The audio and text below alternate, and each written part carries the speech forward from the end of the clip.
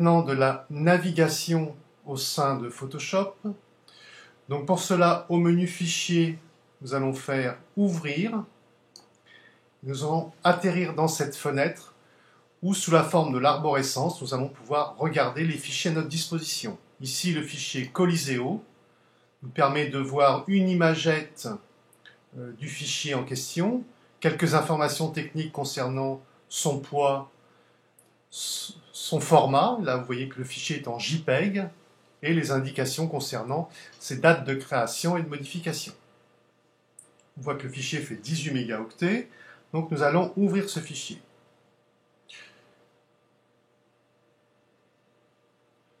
Donc ce fichier va s'ouvrir sous la forme d'une fenêtre, mais aussi vous pouvez hériter de ce que vous a laissé la personne qui a utilisé Photoshop précédemment, c'est-à-dire plusieurs modes d'affichage différents qu'on va faire défiler successivement en enfonçant au clavier la touche F.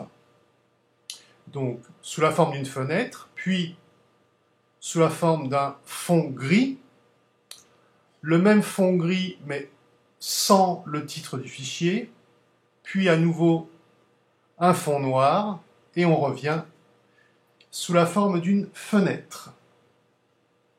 On peut aussi occulter les différentes palettes flottantes en enfonçant la touche Tabulation.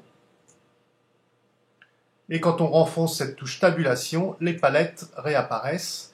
Ça peut être intéressant lorsque nous sommes en mode fond noir et que l'on veut voir disparaître toutes les palettes. Photoshop, c'est un logiciel qui permet de travailler sur le pixel, donc on va devoir et pouvoir zoomer dans l'image, venir voir l'élément de base qui est le pixel de l'image, et pour cela on va zoomer avec les touches Commande plus. Commande plus nous permet de zoomer, et plus on enfonce sur plus, et plus on zoome dans l'image. Commande moins va nous permettre de dézoomer. Commande moins pour dézoomer. Si on veut revenir à la taille plein écran, donc l'image occupant tout l'écran, on va faire commande 0. Commande 0, nous sommes en plein écran.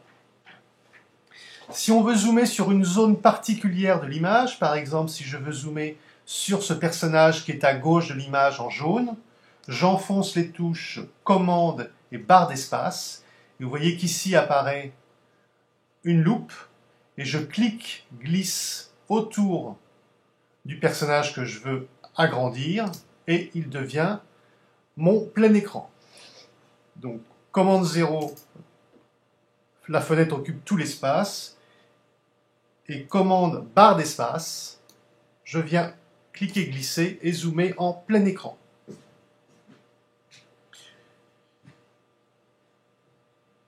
J'ai à ma disposition aussi, si je fais réapparaître les palettes, une palette de navigation qui me permet là aussi de me déplacer dans l'image en déplaçant le petit rectangle rouge qui est ici, ou de zoomer ou de dézoomer dans l'image en déplaçant ce curseur. Si je fais réapparaître les menus, je vois qu'ici, au menu Affichage, je dispose de tout ce dont on vient de parler, c'est-à-dire zoom avant, zoom arrière, taille écran, et puis quelque chose qui apparaît ici qui s'appelle la taille réelle des pixels, qui nous permet d'afficher l'image au rapport 100% qu'on va afficher ici, 100%, ce qui signifie que l'image s'affiche à hauteur de 1 pixel écran égale 1 pixel image, c'est-à-dire qu'on a un rapport 1 pour 1, et c'est l'affichage que l'on va utiliser pour visualiser la qualité des images, si elles sont pixelisées, si elles sont de bonne qualité chromatique, si elles sont floues ou nettes, voilà, on les regarde à cette valeur-là 100%.